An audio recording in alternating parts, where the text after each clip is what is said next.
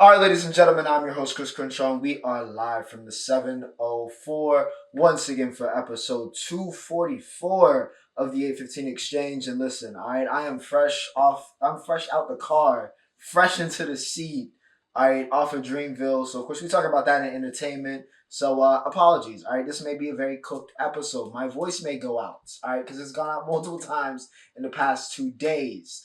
And I may be a little bit tired, maybe a little bit of fatigue. But you know what? The people demand an episode. For 200 and now 44 straight weeks, we have delivered an episode of the 815 Exchange. So who would I be to not make it happen today? So we got a really full entertainment segments, all right, of literally just me talking about Dreamville and my experience in the set list because it was crazy, all right, it was a good time. Shout out to the people, shout out to the members.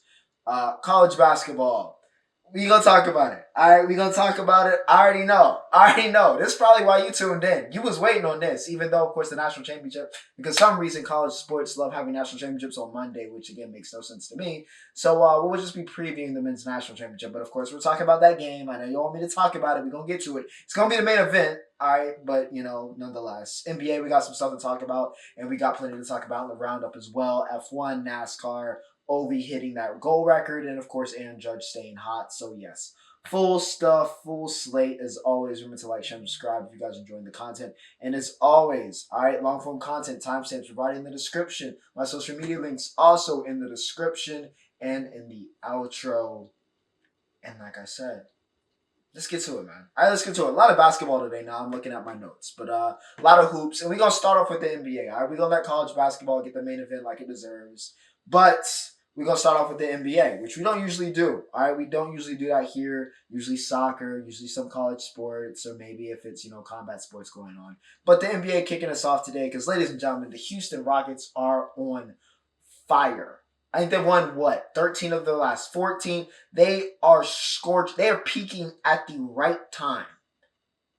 Here as we come to the close of the season, the Houston Rockets are peaking at the right time. Now, I'm not saying they're making a championship run. They still feel very young for that. But this Rockets team has knocked off the two hottest teams in the West. The scariest division in basketball, or the scariest conference, right? The West, the Wicked West. Went and took out the number 1 seed, the Oklahoma City Thunder, wiped them down. Then yesterday, wiped down the Golden State Warriors, who have been dominant as of late. Chef Curry cooking up, Jimmy Buckets. I guess he did move the needle, contrary to what I thought was going to happen. But the Rockets took down them both. A big reason why, of course, is Alfred Sengun, who has been cooking. Alfie he's been looking like, there were some struggles in the middle of the season. Started off hot, middle of the season, looked like there was an adjustment period. Got his lunch taken a couple times, but he's been in that element the past couple weeks. Jalen Green moves the needle. When JG plays when Jalen Green plays up to his potential, not only is this Rockets team one of the most fun teams to watch, but they are a dangerous, dangerous team. And I think that's really what's going to determine this playoff run for Houston. If Jalen Green is playing like who Jalen Green could be and not bad JG, they are a dangerous, dangerous team. Because Ime has proven to be one of the best coaches in the league. And this is a young, hungry core. But when JG is dropping 20, 30, whatever, 40 sometimes, this is a dangerous, dangerous Rockets team. And he has been cooking so far this month. And really the past 2 months, even in March, is where it kind of really kicked off for him. Post All-Star break, Jalen Green, we've become accustomed to it. It's kicked in right now. Dylan Brooks got off in his last game versus, the Warriors yesterday. When he's contributing, that's dangerous. FUV, but of course, I would be amiss if I didn't talk about Amen Thompson.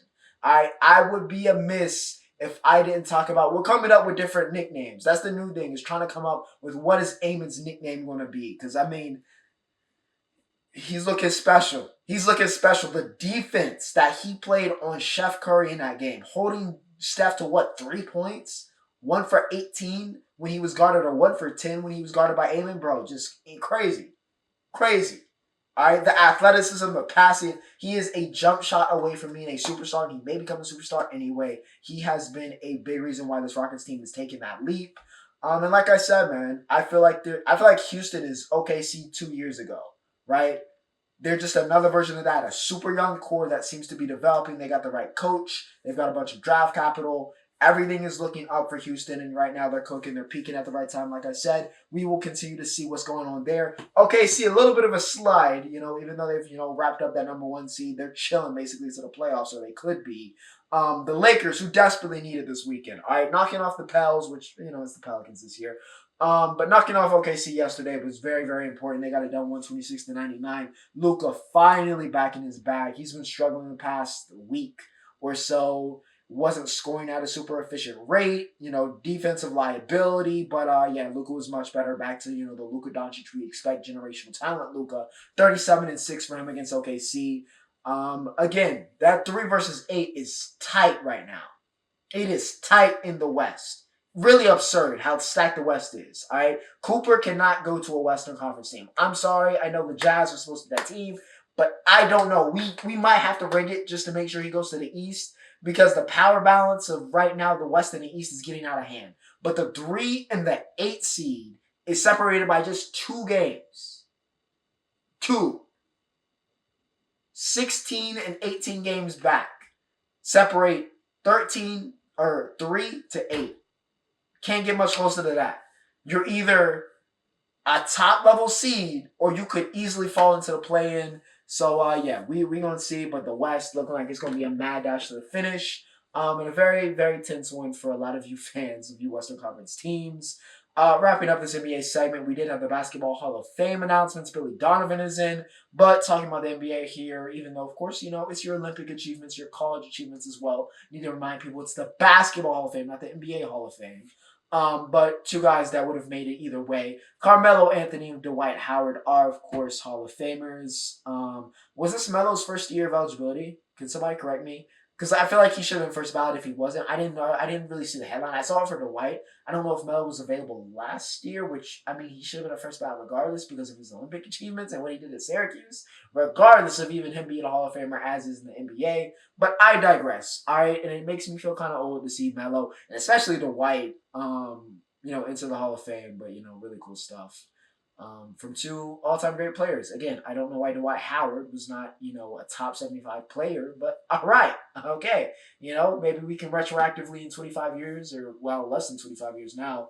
But when we do that top 100, Dwight better be in there. All right, he better be in there. We better have that corrected. But yes, congrats to Melo, the OG Melo, and to Dwight's, I guess the second iteration of Superman. Shaq, please don't come at me. Let's talk about Dreamville, shall we? Yes, entertainment, ladies and gentlemen.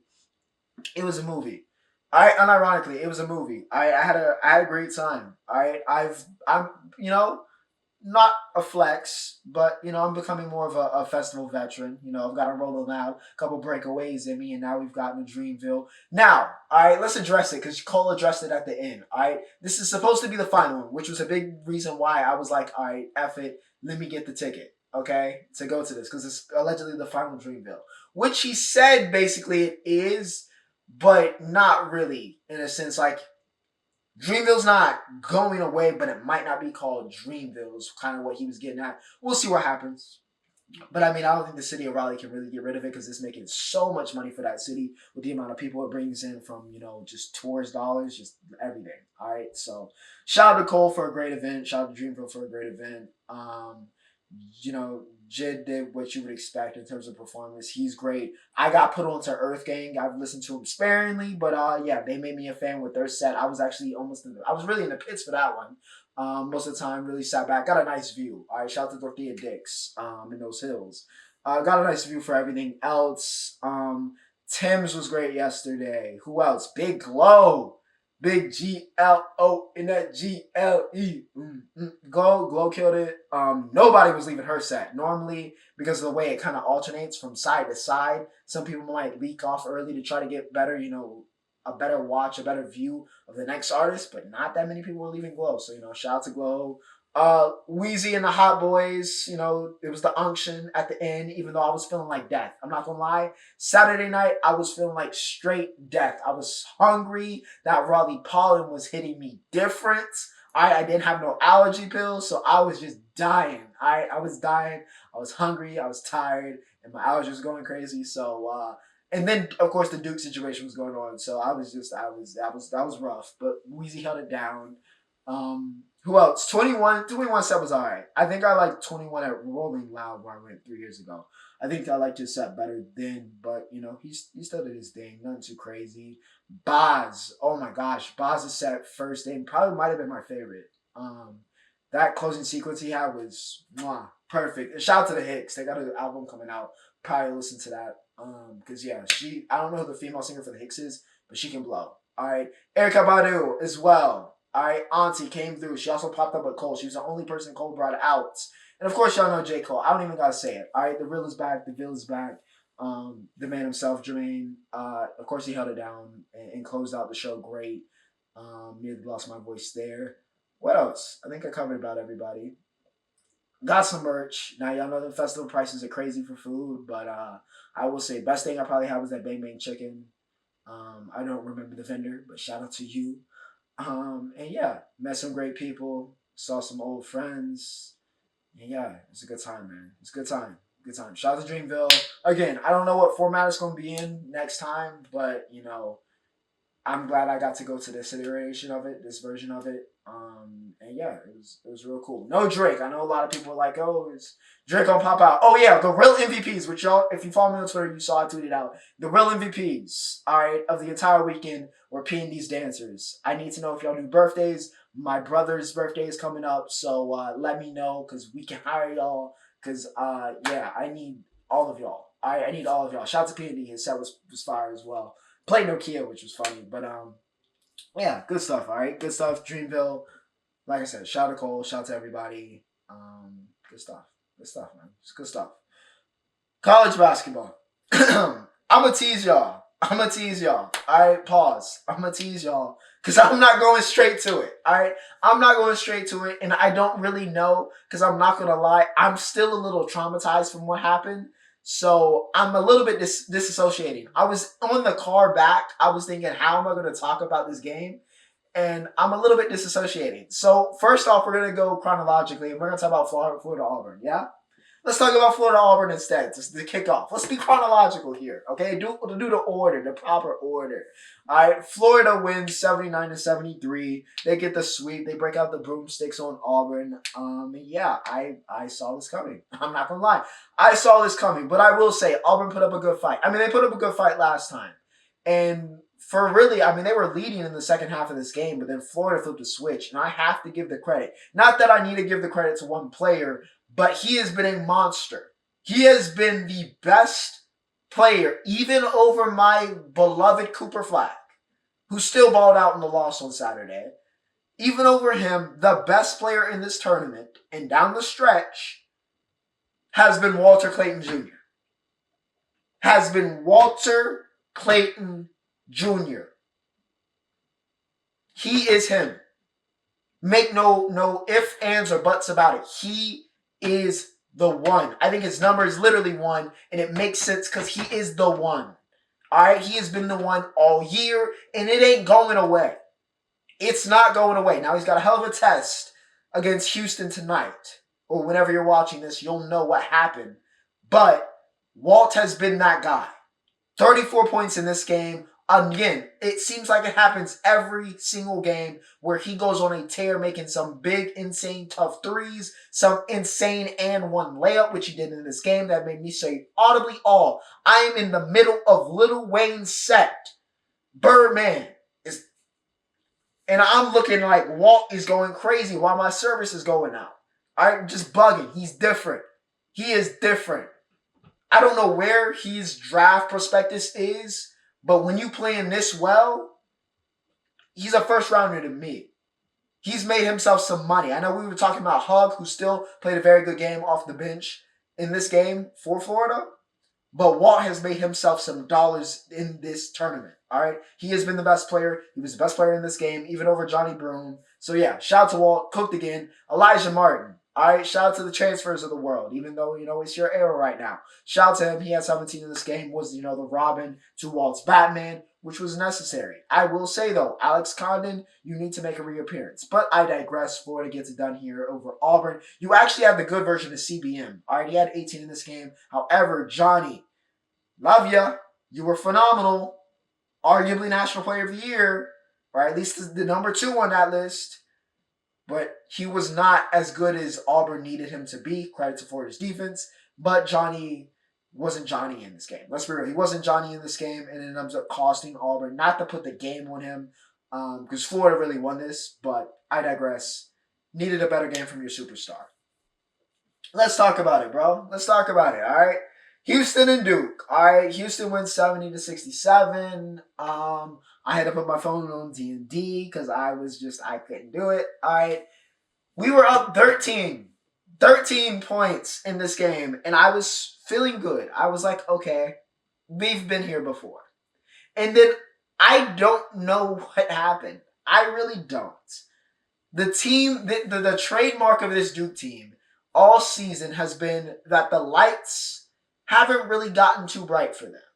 There was moments early in the season where it was like, all right, or Coop just for some reason slips on, a wet court or whatever it is. All right. That's really been what's contributed to Duke's losses this season. But they've always been composed. They've always been cool. I think I said it last week. They haven't faltered. They haven't frozen. The moment had not been too big. But on Saturday night, for whatever reason, suddenly the moment got too big. For everybody except for number 2. For everybody except for the National Player of the Year, and honestly Khan as well. The moment got too big. For Sion James, who forgot how to inbound the ball and was just like, you know what? Have the ball. Gave it to Houston. Just like Duke gave Houston this game. Twice. Almost. Second time almost ends up costing us, but almost did it twice. For the moment was too big for Sion. Oh, the moment was way too big for Tyrese Proctor when we actually did inbound the ball. And all you got to do is give it over to Cooper Flag, or hell, give it back to Khan, because they got a foul anyway. But Tyrese Proctor, who's shooting Shaq numbers, I'm talking prime Shaq numbers from the line as a 6'6" guard. If you ever wondered watching Tyrese Proctor the past couple weeks on the heater he had been on and wondered why was he not a higher draft pick, this is why. Saturday night is why he isn't a lottery pick. Why people have doubts. He showed the full catalog of why people don't or aren't as high as you might think watching in the past month on Tyrese Proctor. Because the moment was too big for Reese. Missed that free throw, missed that one-on-one. He shot like crap the whole game. He had 4 fouls, I think, as well. Houston's guards were cooking him for an all-defensive guard, probably in America this year. He was getting cooked. He was getting cooked. Moment was too big. Come on, Malawach. I love you. But you're 7'2", and part of one half of your main responsibilities on this team is to get a board. And you got 0, which is impressive. Even against Houston, who are gritty, grind. That's what the trademark of the Houston Cougars under Sampson. But you're 7'2". You couldn't accidentally get a board not once in this game. Moment was too big. So the moment was too big for Duke. It got too big, and Cooper Flag was the only person that scored for the last 13 minutes of the game. The only field goal. So that 13-point lead slowly evaporated, and Houston just did what they had to do, and Duke slowly just gave them the game.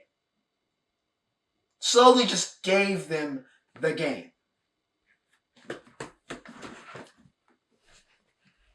And I mean no disrespect. I mean no disrespect to Kelvin Sampson, who has proven, and I've given him his flowers many, many times. I'm going to give it to him one more time. All right, because he has built Houston into a wonderful program. They got a great recruiting class coming up. They're not going nowhere, by the way. Houston is not going nowhere. Regardless of what happens tonight or if they won by the time you watch this, they're not going anywhere. They're here to stay. That culture, that program he's built is here to stay. It's one of the elite in college basketball. So no disrespect to him when I say this. No disrespect to LJ Cryer, who's going to look to be the first man to win 2 national championships with 2 different teams. He had 26 in this game. He was that guy. All right? LJ was that guy. 6 threes. No disrespect to him. No disrespect to that Houston defense, which was as advertised. But Duke lost this game. Make no mistake about it. This was an all-time choke job. And I say that as a Blue Devil who grew up watching and loving and grew up watching this team. Not just throughout my time and my childhood, my 24 years of existence, but also this year, growing to love this team and watching them over and over. They gave this game. John Shire, I've talked about him, Succession. One of the best coaches in America. He was not the best coach in America or even close to it in that second half. He got welcomed. Welcome to the big time. Welcome to the bright lights by Kelvin Sampson. Because the offensive sets, it was like he had amnesia. Forgot what got us to the dance. How Cooper flagged when we're up by 6 points with 30 seconds to go. And we run the worst offensive set I've seen us run in a minute. But then again, my connection was faulty, so we probably ran some other awful ones throughout that second half. But one where it was quite literally Reese, or I think it was Sion, hold the ball, come run this screen, and then I guess Khan was supposed to get the ball and then force it. While we have the National Player of the Year, the man won the Wooden Award 2 hours before tip. The number 1 overall pick. People talking about him as a generational talent on a 30-piece in this game, by the way, almost. We sat Cooper Flagg in the corner, and he didn't move. In a time where we needed to get one bucket. If Duke gets one bucket in the final 2 minutes of this game, they win this game. But they just couldn't do it. The moment got too big for Shire. The moment got too big for those surrounding cast. Everybody but the kid that takes the blame and is the face of the program. Moment wasn't too big for him. He's exactly who we think he is. And I'm going to miss seeing him in the uniform. Same thing with Khan. Moment wasn't too big for him. He made the free throws when we had to get them. But for everybody else, when it was time for Duke to show up, and this is what I tried to tell y'all when y'all were like, yo, you're fine. Y'all going to take care of Houston. It's different. It's different in March. It's different in April. And it's different in the Final Four. Everybody's elite here. And if you don't show up and play to your potential, team's going to take it from you. And Houston going to take it from you. And that's what happened. Not saying that Houston didn't do what they had to do to win this game, because that's exactly what they did. But Duke gave them this game. Duke gift wrapped it. An early Christmas present to Kelvin Sampson and co. They handed that national championship berth over, and Houston willingly took it. So, hopefully I gave that as elegant as I could. It was very rough for me, but I got to do it justice. All right, congrats to Houston. Should be a good win. All right, I've been saying Florida because I picked Florida, by the way, to win the national championship on ones where I did pick Duke. All right, it was Florida and Duke. That's where I split it. But again, Houston, if you let them linger and let them have a chance to take it, they gonna take it. All right, so I think it's gonna be a really close game. Should be a good national championship. Of course, we'll be tuned in. And yeah, we'll see. But I know a lot of people are upset about the chalk. It's been a great tournament, in my opinion. It's been a very good tournament. Maybe not the upsets and all that jazz, but it's still been a very good tournament. So yeah, congrats to Houston, congrats to Florida. We'll see who wins the Natty by the time you see this, probably. All right, I'm inserting this, and if this is a little bit disjointed, all right, apologies, because I had to admit my mistake here, because I don't know how I almost forgot, but I almost did forget about one very important thing in college basketball this week. All right, one very thing, very, very important thing. That is the Women's National Championship, ladies and gentlemen. It is the real headliner here of this main event segment.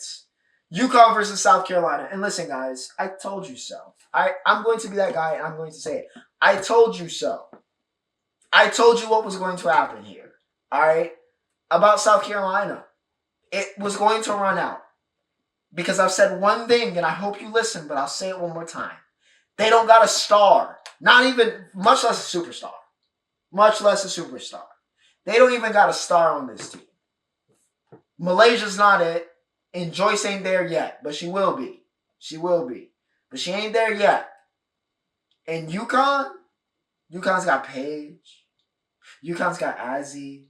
They have the big three. So in a game like this, when the teams are solidly even, the coaches are even, it comes down to who do you have. And simply put, UConn's got it. And we found out in a big way because they broke out the belt on South Carolina and claimed the national championship 82-59. Paige does, in fact, get her national championship. Super emotional moment.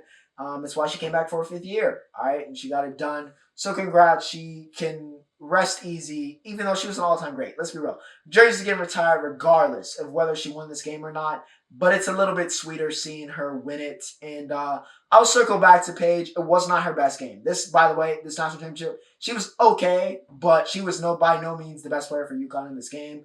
But we'll circle back to Paige. All right, let's talk about who was the star. Sarah Strong is exactly who she said she was. Exactly who they said she was coming out of high school. #1 overall recruit, and she validated that with a National Freshman of the Year campaign and with being the best player in the national championship as a freshman. 24-15 in this game for Sarah Strong. She was dominant. She was absolutely dominant, and she was the thing that pushed this, one of two things that pushed this UConn team past that, level that they were at, right? Because they had Aaliyah Edwards, who was great, but then Aaliyah's time, Paige was injured, and you had that. And then, of course, you had the Reaper wearing 22. That just was kind of screwing up everything for everybody for the past 2 years. But, all right, Sarah Strong's addition to this team has been invaluable. She has been that X factor that is broken up, and how much better she's gotten emerged as one of the best players, not one of the best freshmen, one of the best players in women's college basketball has been a sight. And of course, she's an NC girl, so I love that for us. But yeah, Sarah, she was big time. Best player in this game, but the best player all tournament, all right, not named Paige Beckers, was in fact her bestie, also former #1 overall recruit, and finally healthy. Azzi Fudd was everything she was supposed to be in this tournament. All right. Everything that we thought Azzi was going to be coming out of high school, coming out of DC, coming out of the DMV. She has been really this past month, even dating back to the conference tournament. She flipped that switch. She's been a star. She didn't even shoot super well from 3 in this game, but she did enough. She was a great scorer. She had 24 in this game. She was great throughout the tournament. And again, another reason why, with Azzi getting healthy and playing up to her potential, with Pat and Sarah, Paige is going to be Paige. All right? That was never changing.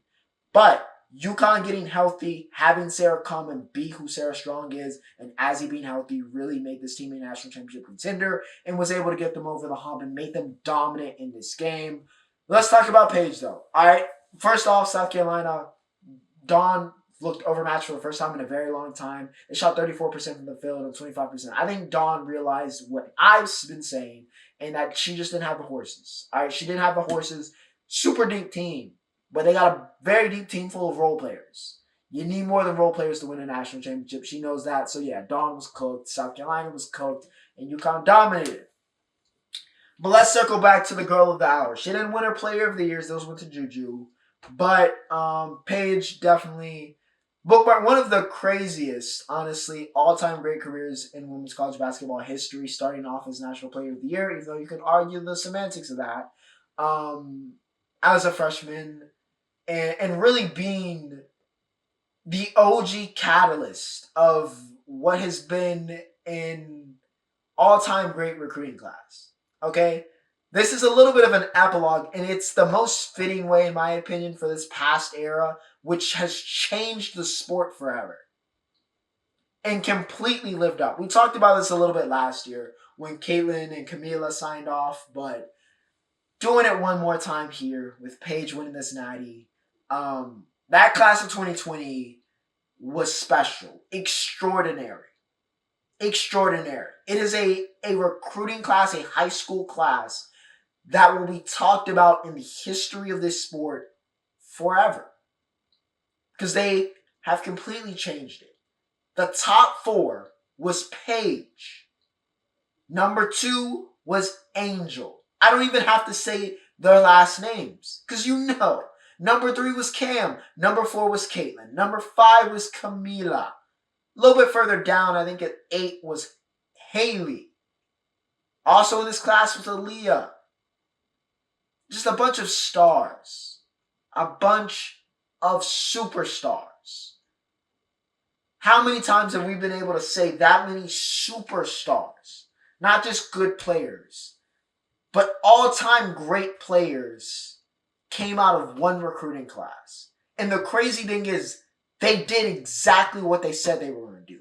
They did exactly what we hyped them to be.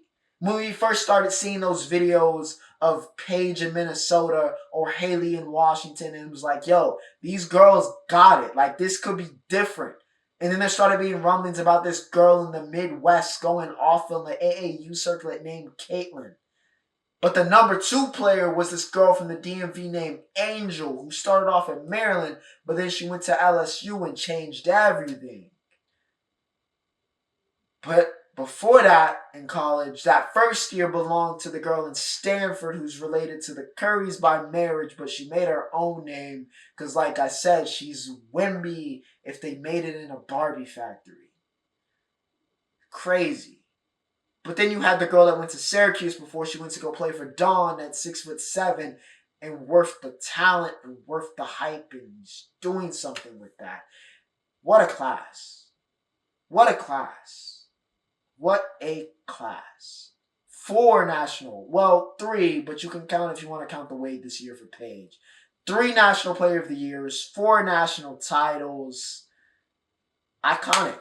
Countless All-American teams, the all-time leading scorer in the history of the NCAA. Just a bunch of legends.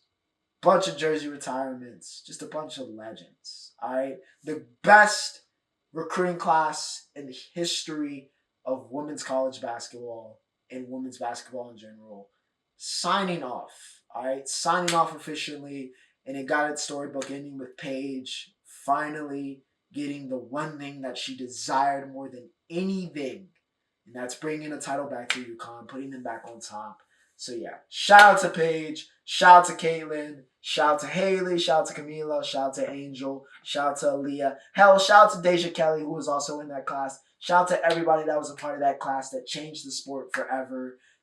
We thank you. All right, we thank you, and you've made the torch bigger, and you've been able to pass it on to Juju and Co. to kind of Sarah to really take those reins and keep it moving. But it started with y'all. All right, it started with y'all. Regardless of what anybody wants to say about everybody before y'all kicked it off. Y'all started it. Y'all changed the culture. So yeah, shout out to that class of 2020, and shout out to Paige and UConn for getting that natty. All right. But with that said, ladies and gentlemen, we have reached the roundup. And I would love to sit here and tell you that the Japan Grand Prix was worth the hype and it was so good and so great.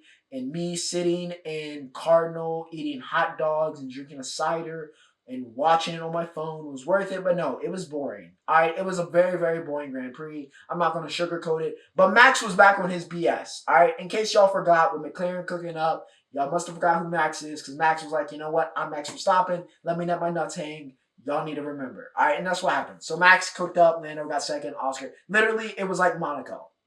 It was damn near Monaco. I think the first 6 or 8 or 6 cars finished in the exact way they qualified.